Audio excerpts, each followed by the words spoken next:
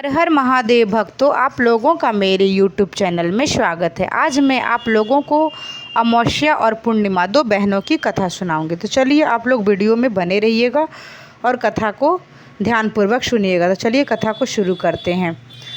दो बहनों की ये कथा है। राजा और एक रानी थे। उनके दो लड़कियां और दो लड़के थे। एक लड़की का नाम पूर्णिमा और दूसरे लड़की का नाम अमावस्या था।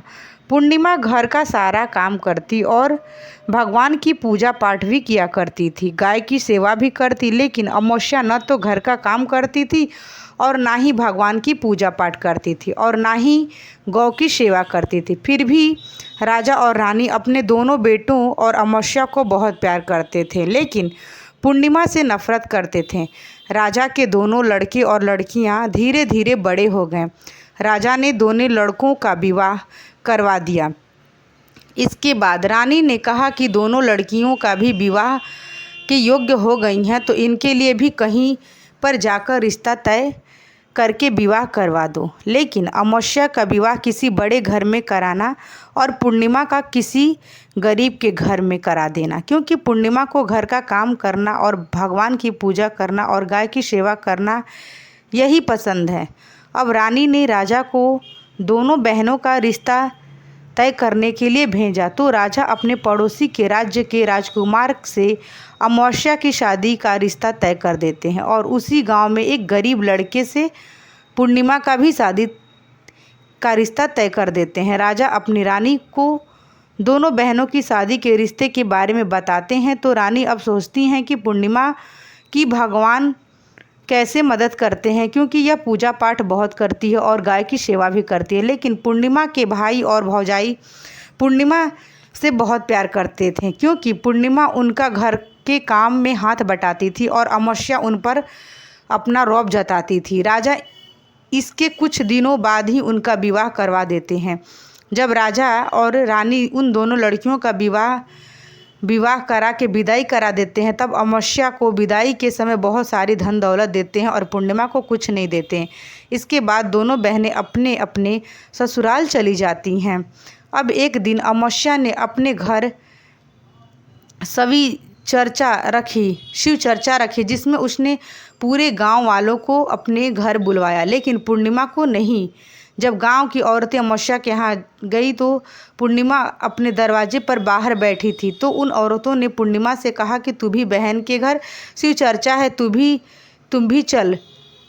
क्या पूर्णिमा ने कहा, मुझे तो बुलाया ही नहीं, मैं कैसे जा सकती। औरतों ने कहा, बुलाया नहीं तो क्या हुआ, वहाँ तो भगवान की शिव चर्चा है, तू चलो हमारे साथ। पूर्णिमा उन औरतों की बात मानकर उनके साथ चलती है। जब अमावस्या की नज़र पूर्णिमा पर पड़ती है तो अमावस्या ने गुस्से में आकर पूर्णिमा से कहा कि तू यहाँ कैसे चली आई, तुम्हें तो मैंने बुलाया ही नहीं। खैर कोई बात नहीं, तू आ ही गई है तो चुपचाप बैठे रहना और इधर उधर मत घूमना। इस तरह से अमावस्या ने पूर्णिमा की गरीबी का मजाक उड़ाया। अमावस्या की बातें सुनकर पूर्णिमा की आंखों से आंसू की धार बहने लगी और भगवान शिव की से हाथ जोड़कर पूर्णिमा मन ही मन विनती करने लगी कि हे भगवान, कथा पूजा पाठ करना, घर का काम करना और गौ की सेवा करना गलत है। आखिर मेरा कसूर क्या है? आप कब कृपा करेंगे मुझ पर? पूर्णिमा बराबर भगवान से यही कहती रहती जाती। वे शिव चर्चा पूरी हो गई और अमावस्या भगवान का प्रसाद बांटने लगी, तो उसने सबको भगवान का प्रसाद दिया, लेकिन पूर्णिमा को नहीं दिया। पूर्णिमा बिना प्रसाद के ही घर लौटने लगी, तो रास्ते में उसने सोच विचार से प्रसाद मांगने, तो उन्होंने कहा कि उसने सोचा कि मैं अपने मायके अपने भाई और भौजाई के यहाँ जाऊंगी और वहाँ से बच्चों के लिए कुछ लेकर आऊँगी। ऐसा सोचकर वह अपने घर आ गई और उसने अपने पति और बच्चों से कहा कि मैं अपने मायके जा रही हूँ। उन्होंने कहा ठीक है, और पूर्णिमा मायके के लिए खाना हो गई चलते चलते चबूतरा आ गया। जैसे ही तुलसी का पौधा लगा हुआ था और उस चबूतरे पर एक बुढ़िया औरत बैठी हुई थी, वह कोई और नहीं तुलसी माँ थी। उस बुढ़िया औरत ने पूर्णिमा से कहा, बेटी तुम कौन हो और कहाँ जा रही हो? पूर्णिमा ने अपनी परिचय दिया और उस बुढ़िया औरत से पूर्णिमा ने कहा, यह तुलसी का पौधा सूख रहा है, इसमें थोड़ा सा पानी डाल दो और इस चबूतरे की साफ़ सफाई कर दो, जिससे मुझे थोड़ी ठंडक ठंडक मिलेगी। पूर्णिमा ने कहा, ठीक है माँ जी। उसने तुलसी की पानी डाल दी और चबूतरे को साफ सफाई की और उस बुढ़िया औरत को भी नहला दिया और पैर दबा दिया और कहा, और क्या काम है माँ जी? उसने कहा, कुछ नहीं, अब तू जा और वापस आते समय मुझसे मिलकर जाना। पूर्णिमा ने कहा, ठीक है माँ जी, और वहाँ से चल देती है और चलते चलते आगे चबूतरे पर बैठे हुए थे। वहाँ कोई और नहीं, भगवान महादेव। उन्होंने पूर्णिमा से कहा, बेटी, क्योंकि जब वो आगे बढ़ती है तो उसे एक चबूतरे पर भगवान महादेव मिले और उन्होंने पूर्णिमा से कहा, बेटी तुम कौन हो और कहाँ जा रही हो? पूर्णिमा ने अपना परिचय दिया। फिर उसी बूढ़े बाबा ने पूर्णिमा से कहा, इस चबूतरे को और इस मंदिर को साफ सफाई कर दो बेटी। पूर्णिमा ने कहा, ठीक है बाबा, और उसने चबूतरे और मंदिर की साफ सफाई कर देती है। भगवान की महादेव के कहने अनुसार उसने वैसा ही किया जैसा उसे भगवान भोलेनाथ ने पूर्णिमा को कहा कि बेटी तुम इस चबूतरे को साफ सफाई कर दो। उसी के अनुसार उसने चबूतरे की साफ सफाई की और पूजा पाठ की और उसने बूढ़े बाबा को भी नहला दिया और उसने कहा कि क्या काम है बाबा? उस बूढ़े बाबा ने कहा, कुछ नहीं बेटी, अब तुम जाओ और वापस आते समय मुझसे मिलकर जाना। पूर्णिमा ने कहा, ठीक है बाबा, और वह वहाँ से चली जाती है। आगे चलते चलते काली माँ का मंदिर मिला। वहाँ भी एक बूढ़ी औरत चबूतरे पे बैठी हुई थी। उसने बूढ़ी औरत ने पूर्णिमा से कहा, तू कौन है बेटी और कहाँ जा रही हो? पूर्णिमा ने कहा, अपना परिचय दिया। तब उस बूढ़ी औरत ने पूर्णिमा से कहा, बेटी सब पूजा पाठ करने तो आते हैं लेकिन मंदिर की साफ़ सफाई कोई नहीं करता, इसीलिए तू इस चबूतरे की और मंदिर की सफाई कर दो। पूर्णिमा ने कहा, ठीक है माँ जी। तब पूर्णिमा ने मंदिर और चबूतरे की साफ़ सफाई की और पूजा पाठ करी और माता का श्रृंगार करा और उस बूढ़ी औरत को नहला दिया और बूढ़ी औरत के पैर दबाए। और पूर्णिमा ने कहा कि और क्या काम है माँ जी? तब उस औरत ने कहा, कुछ नहीं, अब तू जा और वापस आते समय मुझसे मिलकर जाना। तब पूर्णिमा ने कहा, ठीक है माँ जी। इसके बाद वह वहाँ से चली जाती है और थोड़ा आगे चलते चलते एक नदी आई। नदी के किनारे भी एक बुढ़िया औरत बैठी हुई थी। वह गंगा मैया थी। बुढ़िया औरत ने कहा, तुम कौन हो? तुम और कहाँ जा रही हो? पूर्णिमा ने कहा, अपना परिचय दे। उसके बाद वह औरत पूर्णिमा से कहा, इस नदी पर सुनसान रहता है, लेकिन यहाँ साफ़ सफाई कोई नहीं करता, सब स्नान करने आते हैं, इसीलिए तुम यहाँ की साफ़ सफाई कर दो। पूर्णिमा ने कहा, ठीक है माँ जी। पूर्णिमा ने वहाँ का भी साफ़ सफाई की और बुढ़िया का पैर दबाया और कहा, और कोई काम है तो बताना माँ जी। बुढ़िया औरत ने कहा, कुछ नहीं बेटी, अब तू जा सकती है। वापस चली जाती है और आते समय मुझसे मिलकर जाना। इसके बाद पूर्णिमा वहाँ से भी चली जाती है। पूर्णिमा वहाँ से तैरने लगती है और नाव फूलों में से सजी हुई वह नाव में बैठकर नदी के दूसरे किनारे पर उतर गई। इसके बाद वह अपनी पहिए के घर पहुँच गई। वहाँ पर पूर्णिमा के भाई भौजाई ने उसे देखा तो बहुत खुश हुए और उन्होंने पूर्णिमा की बहुत खातिरदारी की और खूब सारी बातें करते हुए कहा कि बच्चों को भी साथ लेकर आती। इसके बाद वह खाना खाकर सो जाते हैं और सुबह जब पूर्णिमा ने अपने ससुराल जाने के लिए कहा तो भाभी ने उसे एक लाल साड़ी दी और एक थैले में बच्चों के लिए कपड़े और खाने पीने का सामान रख दिया और कहा कि तू बहुत दिनों बाद आती है, जल्दी जल्दी आया करो। पूर्णिमा ने कहा, ठीक है। इसके बाद पूर्णिमा की भाभी ने पूर्णिमा को हाथ में थैला दिया और कहा कि जाओ, वापस जल्दी आना। इसके बाद पूर्णिमा वहाँ से चली जाती है। उसी नदी के किनारे पर पहुँची गई जहाँ पे नाव बैठकर आई थी। नदी के दूसरे किनारे पर उतर गई। वहाँ पर उतरने के बाद पूर्णिमा को वहीं बूढ़ी माँ मिली जो गंगा मैया थी। उस बूढ़ी माँ ने कहा, आ गई बेटी? पूर्णिमा ने कहा, हाँ। तो उस बूढ़ी माँ ने पूर्णिमा को एक थैले दिया और कहा कि तुम अपने घर ले जा, खिलौना खोलना। पूर्णिमा ने कहा ठीक है माँ जी। अब पूर्णिमा के पास 2 थैले हो गए, उन्होंने लेकर वापस आ गई। पूर्णिमा अब आगे चली तो वहीं काली माँ का मंदिर आया। वो भी काली माँ बूढ़ी के रूप में बैठी हुई थी। उसने कहा कि बेटी पूर्णिमा कहाँ? हाँ माँ जी आ गई। काली माँ ने एक थैला दिया और कहा कि तू इसे घर ले जाकर ही खोलना। पूर्णिमा ने कहा ठीक है माँ। अब पूर्णिमा के पास 3 थैले हो गए। पूर्णिमा एक थैला सर पर रख ली और एक थैला हाथ में ले ली और वहाँ से चल दी। आगे चलती हुई आगे वही भगवान शिव का मंदिर आया। वहाँ पर भगवान शिव बूढ़े बाबा के रूप में बैठे हुए थे। उन्होंने कहा बेटी आ गई? पूर्णिमा ने कहा हाँ बाबा मैं आ गई। बूढ़े बाबा ने भी पूर्णिमा को एक थैला दिया और कहा कि तू अपने से घर ले जा, वहीं पे खोलना। पूर्णिमा ने कहा ठीक है बाबा। बाबा अब पूर्णिमा के पास 4 थैले हो गए। अब भला वो अकेली 4 थैले कैसे ले सकती थी, इसीलिए उसने पुरानी साड़ी और उन चारों थैलों में से इकट्ठे बांध लिया। अब पूर्णिमा वहाँ से चल दी। थोड़ा सा आगे चली तो वही तुलसी माँ बूढ़ी औरत के रूप में मिली। उसने पूर्णिमा से कहा आई बेटी तुम आ गई? पूर्णिमा ने कहा हाँ माँ जी मैं आ गई। तो तुलसी माँ ने भी पूर्णिमा को एक थैला दिया और कहा इसे घर ले जाकर ही खोलना। पूर्णिमा ने कहा ठीक है माँ। अब पूर्णिमा के पास 5 थैले हो गए। पूर्णिमा वहाँ से चली गई और सीधे अपने घर आ गई।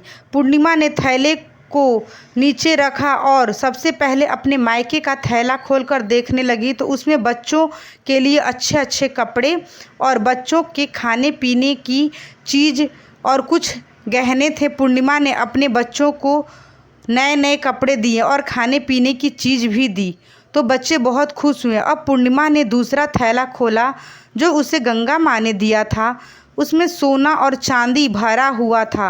पूर्णिमा ने तीसरा थैला खोला जो काली माँ ने दिया था। उसमें 16 श्रृंगार का सामान भरा हुआ था।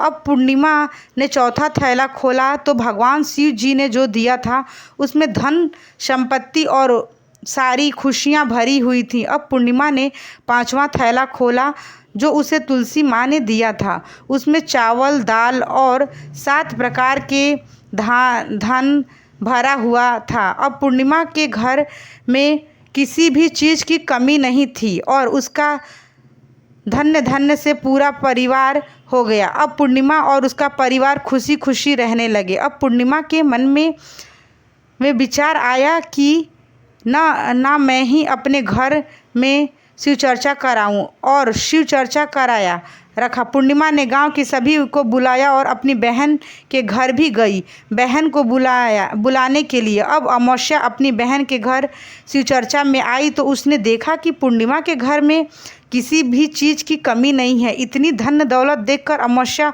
आश्चर्यचकित रह गई और उसने पूर्णिमा से कहा कि कहीं तुम्हारे घर में इतनी धन दौलत कैसे आई? पूर्णिमा ने कहा देखो बहन, तुमने शिव चर्चा रखी और उसमें मुझे नहीं बुलाया तो मैं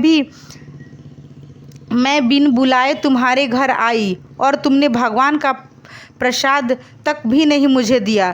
तुमने मेरी गरीबी का मजाक उड़ाया। उसके बाद मैं जब अपने घर आ रही थी तो रास्ते में मेरे मन में विचार आया कि घर में बच्चे प्रसाद मांगेंगे तो उन्हें क्या कहूँगी। इसीलिए मैंने सोचा कि अपने मायके जाऊँगी और मैं अपने मायके चली गई। जो कुछ भी घटना हुई वह सब अमावस्या को बता दी। अब तब अमावस्या ने पूर्णिमा से कहा कि तू भी मुझे प्रसाद मत दो और मुझे डांटो। लेकिन पूर्णिमा ने कहा ये तो भगवान का प्रसाद है, मैं तो सबको दूंगी और तुमको भी दूंगी।